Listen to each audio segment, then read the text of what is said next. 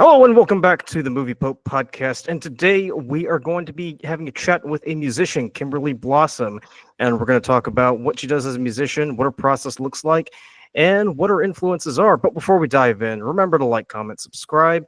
It definitely helps with the algorithm, so I'm told, and it definitely shows us that we're on the right path. But without further ado, Kimberly, how are you doing in this fine Sunday afternoon? I'm fine. How are you? Oh, not too bad, not too bad. So, Kimberly, we've only had a handful of musicians here on the show, but I wanted to I just wanted to get to chat with you and talk about what you do as a musician and what your process looks like. Can you just go ahead and just start us off and tell us who you are and what you do? Yes, I'm a creator content. It was backwards. I'm so No, you're sorry. good. No, you're good. um, yeah, I'm a content creator, and I just make music online. And Gotcha.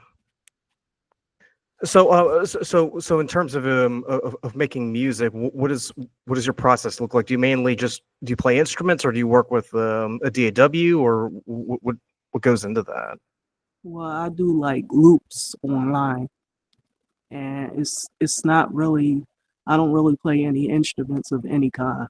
I Hmm. tried before to play instruments, but I don't really like playing the instruments. Did you when you said you tried learning an instrument, what was the first instrument you tried learning, or what were the instruments that you tried to master, but you thought, nah, it's really not for me. I did try the piano, but I do know that I can play by ear, and Hmm. it's very easy to play, but still hard in a way to learn the notes and everything. So Right, because I it took a takes piano. I took a it takes piano too much class. time. Yeah, I was gonna say because I took a piano class in college, or I tried to. I only stayed for 2 days, and when you look and when you actually figure out like how the piano works, it's actually pretty easy. But but if you do any formal training, they always tell you, well, you remember you need to hit the half note here. This is what a treble, a quarter note is, and you're like, yeah, it's not. That's not going to happen. So I definitely feel for you. So, so, so so when you decided that piano wasn't going to work for you, how did you kind of figure out that maybe there's an alternative to playing an instrument? I mean, I was still writing at the time, but I was trying just like one class or two classes or something like that to Hmm. see how it would turn out. And it was okay, but I didn't. It's not something I would want to do for the rest of my life. So, Right, but you still wanted to do music. You just didn't want to do it. I guess the traditional way, right? right. Gotcha. So so how did you fall into making music that that didn't involve you playing an instrument? Did you kind of do any research, or did you chat to people, or did you just stumble on it by accident? No, it wasn't an accident, but I did study and all that kind of stuff and listen to a lot of different kinds of musics that was like out of my era, some within my era, you know. There's still music I never heard before that I Okay. never got a chance to hear. So, So what kind of music kind of stood out to you when you were perusing the musical aisles? well, I guess I can say people like Sheena Easton, um, Prince, Michael Jackson, of course, Hmm. Janet Jackson, um, Johnny Gill, people like that. I love artists like that.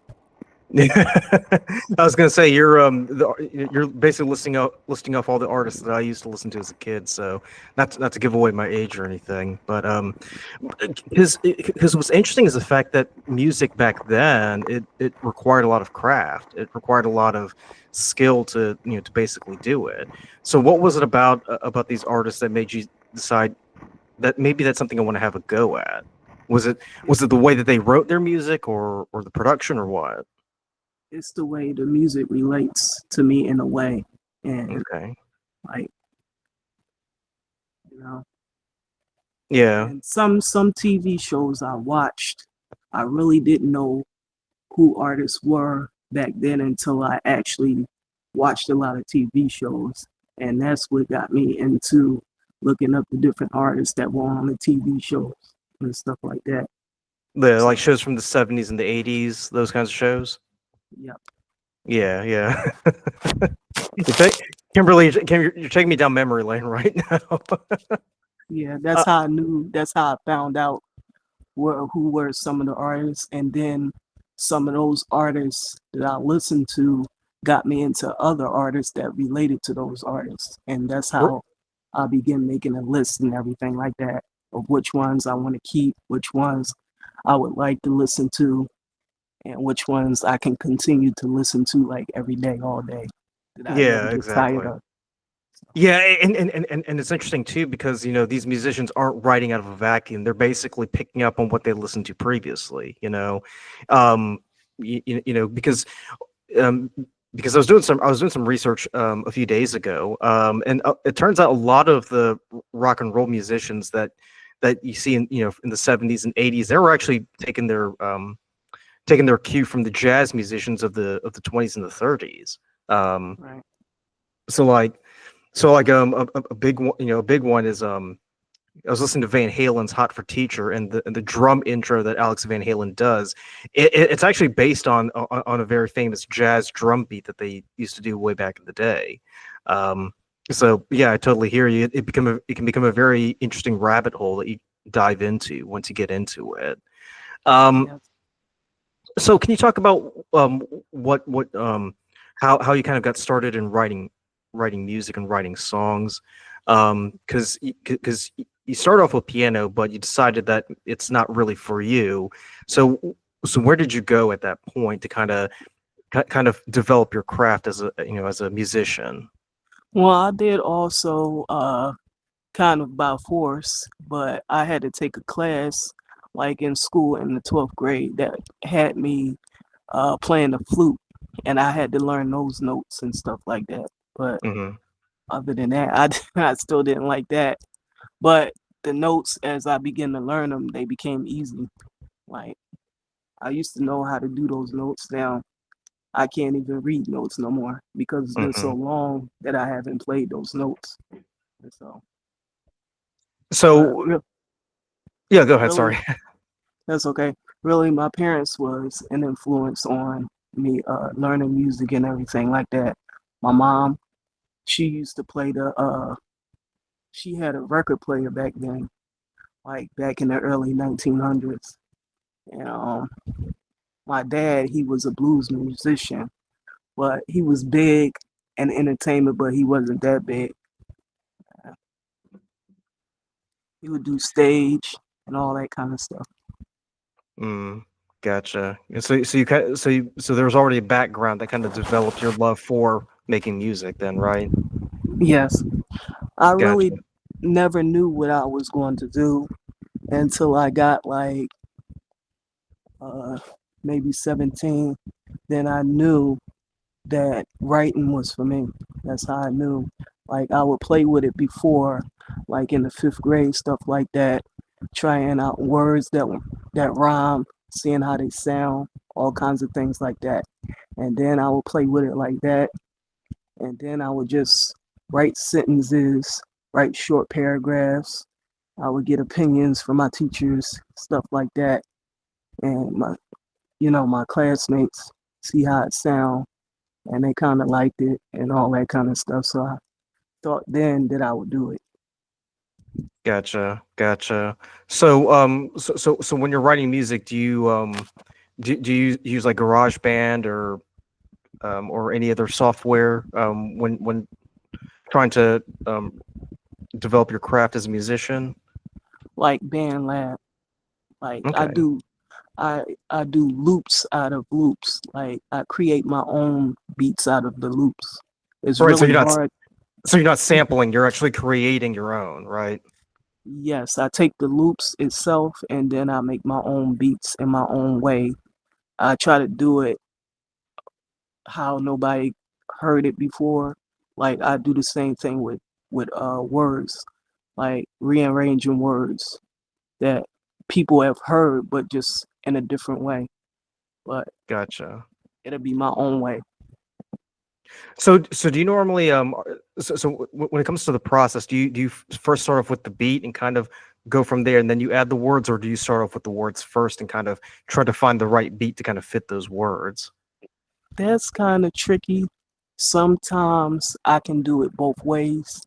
It depends on if I get writer's block or not. And sometimes that does help with the writer's block. Different things help with the writer's block. Like watching movies or something like that, I might get a thought or something like that if I see something, and I take that as an experiment. Or, like I might can write to a beat. It depends on the music. Or I can just write like what would it being quiet. It depends though. Gotcha. So is it kind of like a 50-50 or what when it comes to that I process? I say about a 50-50. Gotcha. So Sometimes you do get tired, like you get frustrated sometimes, and sometimes it's hard to come up with new ideas.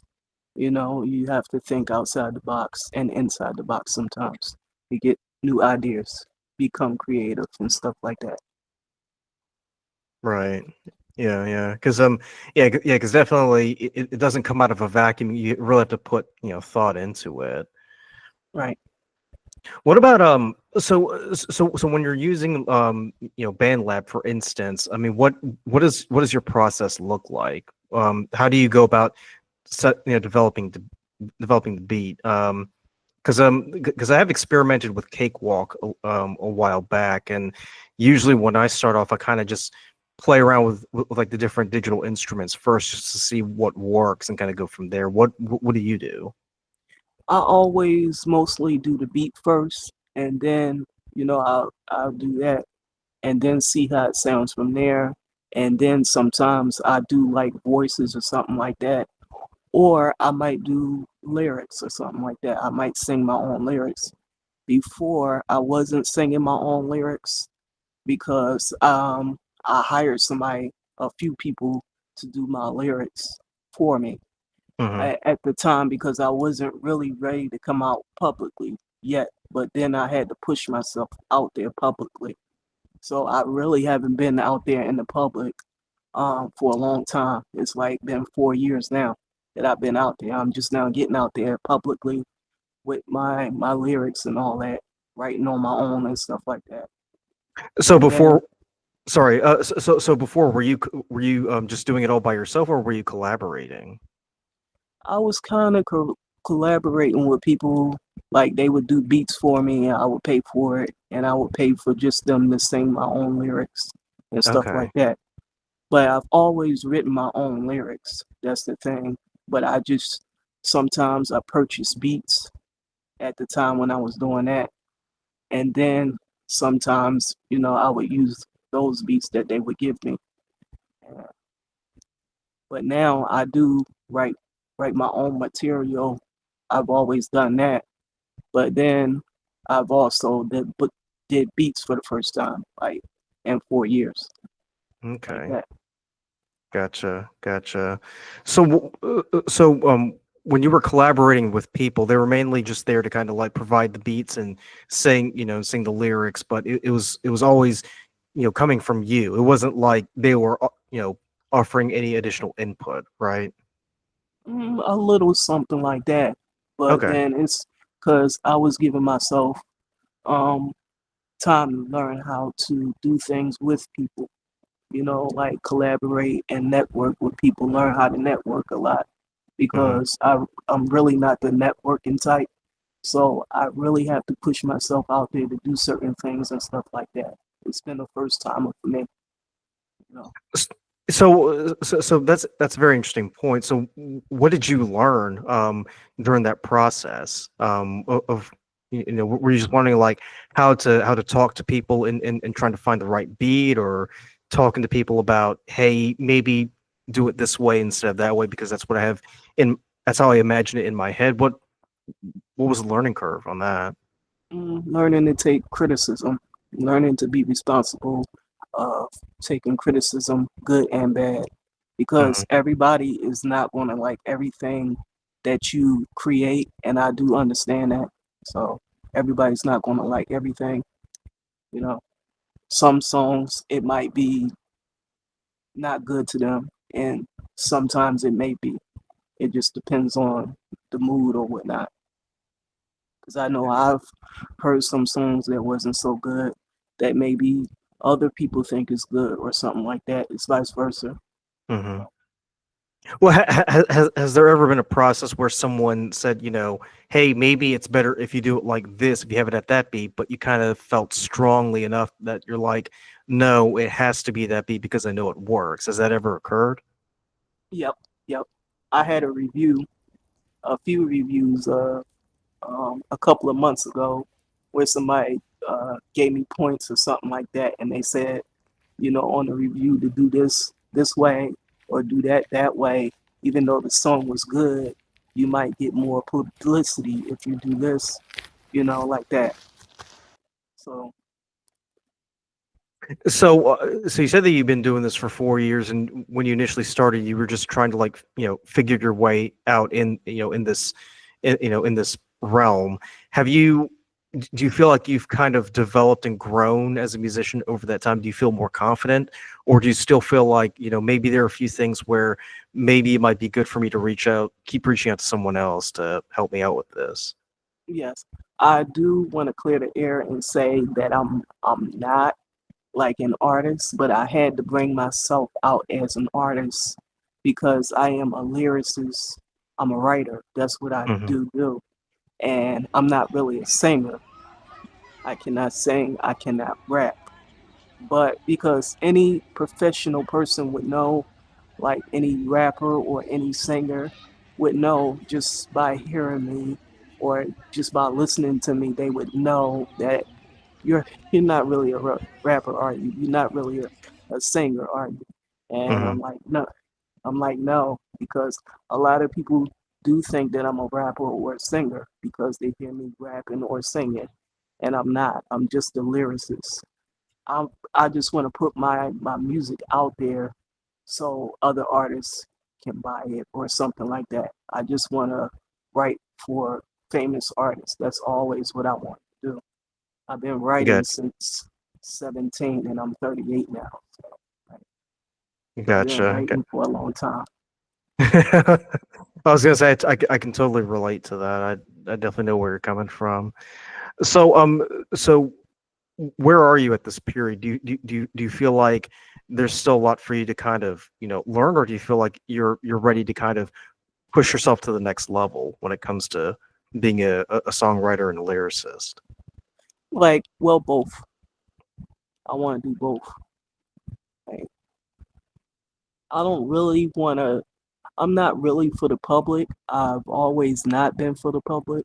I just like to stand in the background, but I do want the credibility that I deserve for my writing and stuff like that by Hmm. bringing myself out there. So that's what I do want to do. Gotcha. So you rather be part of the process but not be part of the performance, right? Yeah, kind of. Yeah, Yeah. because I can't picture myself being in front of cameras and stuff like that, man. I'll run. I can't. I don't think I can do that whole thing like that. But Gotcha. But it is true because like, I can say that, then I can't, but it's like contradiction when it comes to that because I can't have it both ways because if if you're in a position where as though that you want to take on this career, like you have no choice in that matter, that does come with mhm, the territory. And I do understand that. Like if you want to be a part of that, right. that does Right, come yeah, with you got that. to put yourself out there so people kind of know who you are and kind of build up the traffic as a result. Has that I mean, has that been the most difficult part of all this? That has that has been the most difficult part because I'm really not a people person. Like, you know, not even on stage or anything like that. Hmm. I can't. I don't think I can do stage. And if I was on the stage, I'd run or freeze up or something. You get stage fright. I think so. So I may so still have that. Have people kind of like coached you or talked to you about how to overcome that, or is that something that you feel like that's something you need to figure out on your own? I think it's something I need to figure out on my own, like I've done everything else. I've always been like a self-taught learner person, Hmm. you know. I've always watched people do things and then I did that, you know. And that's how I learned on my own, like from other people. I've always been like that. I've always learned from other people, you know. So so right now you're trying to make a name for yourself as in music. What apart from developing your own beats and writing your own lyrics, what have you done to kind of get your work and your name out there? Have you been networking with people? Have you been because you said that you're a content creator, so you post things online, but what else have you done to kind of let people know that you're here? Well, I've done everything that you can think of except go down to the radio station because that is something I do want to do. I want to get it on the air. And Hmm. I've got all my songs on underground like radio stations and stuff like that, like Pandora, like SoundCloud, YouTube Music, and other platforms like Amazon and all those things. So Hmm. Have it's you on every online platform. have you gotten any traffic or any notice from a lot of people, or is it kind of one of those things where it's kind of small, but you're trying to make it grow? I'm trying to make it grow. The streaming and everything, like on every online channel, I'm trying to get it up there. So Got before you can go to anybody big or something like that, they say you have to get the streaming up first. hmm So I gave myself a time frame to do that. And if it doesn't go within a year or something like that, I'll try to tone it down or whatever, you know. Yeah, yeah. Have you talked to any other people who've done this and get their take on the process? Yes, I've talked to a lot of people. I've talked to a lot of people on BandLab. I've talked to a lot of people on SoundCloud. I've talked to people that's outside of those online platforms, of course, like Gotcha. in person. And what would you say was the most important advice that they gave you in that process? Um, I think the most important advice was to get my streaming up there. And then, like, once you get your streaming up there, you have to do everything else to back it up as far as that. And then you can go to like a big person or something like that, like an executive or a promoter or something like that. You know, Right. What about doing live events? Has that ever crossed your mind, or is that something you don't really want to do given your reticence for being on stage? I mean, if I had to do it or something like that, and then I would probably try to do it. You know, but I can't see myself doing it. Right, right. So I do want to shift gears a little bit. I do want to talk about the projects that you're working on. Have you because you said that a lot of that you put a lot of your stuff on the streaming platforms like Pandora and SoundCloud and everything like that. Can you talk about any projects that you've done previously that you really want to plug, or any projects that you're currently working on, or that you have planned for the coming months? Okay, for right now, I just been working on beats lately. But then in the Hmm. beginning, before I was doing like uh songs and lyrics, like the beats and the lyrics and singing it too. So I was Hmm. doing that.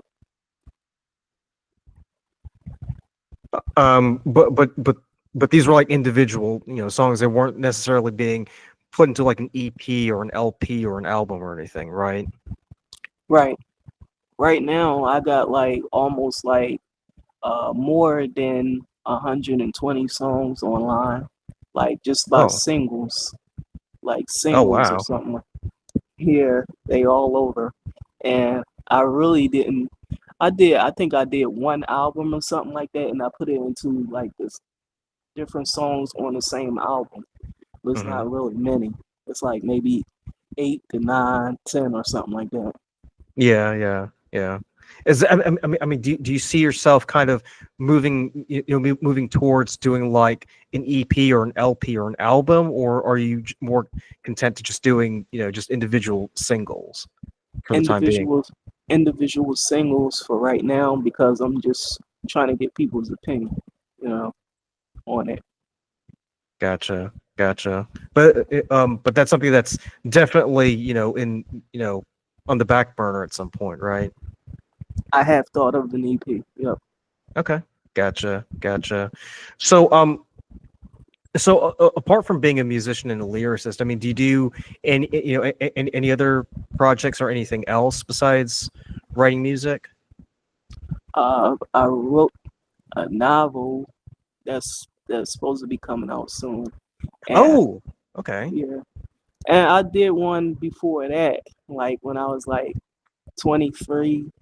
I wrote a novel, and it didn't really do that well. So, but it's been What, on Amazon ever since. what's the novel? I think I don't even remember it. It's been so long on there. It's been so long on there though. So, so apart from being a musician, you definitely love writing stories. What is there like a particular genre or a particular type of story that you gravitate towards? Uh, Not really. Just writing. Just Just writing. writing. Gotcha. So I mean, you could write, something like horror or an adventure or a crime story or anything like that. Anything's up hmm for. Gotcha. hmm Gotcha. It's a lot of different ones on there. It's also on my YouTube channel too. Okay. Yeah. Excellent. Well, we're getting near the end of the interview, but if people want to follow your work or just check out and see what you do, where can they go? Kimberly Blossom 4444. Okay, that's your YouTube channel. Yes. Okay, And cool. on SoundCloud, and they can look up Rose Blossom 7S. That's my stage name. So, Excellent, excellent. So you mainly just operate as a solo artist. You're not really big into doing like groups or bands or anything, right? no, not right now. No. No, right. Gotcha. Well, I'll definitely put that down in the description below so people can check it out. But Kimberly, I can't thank you enough for taking time out of your day to come onto the show. I just want to thank everybody for taking the time to watch this episode. Once again, remember to like, comment, subscribe. As always, we'll catch you on the next one. Thank you very much.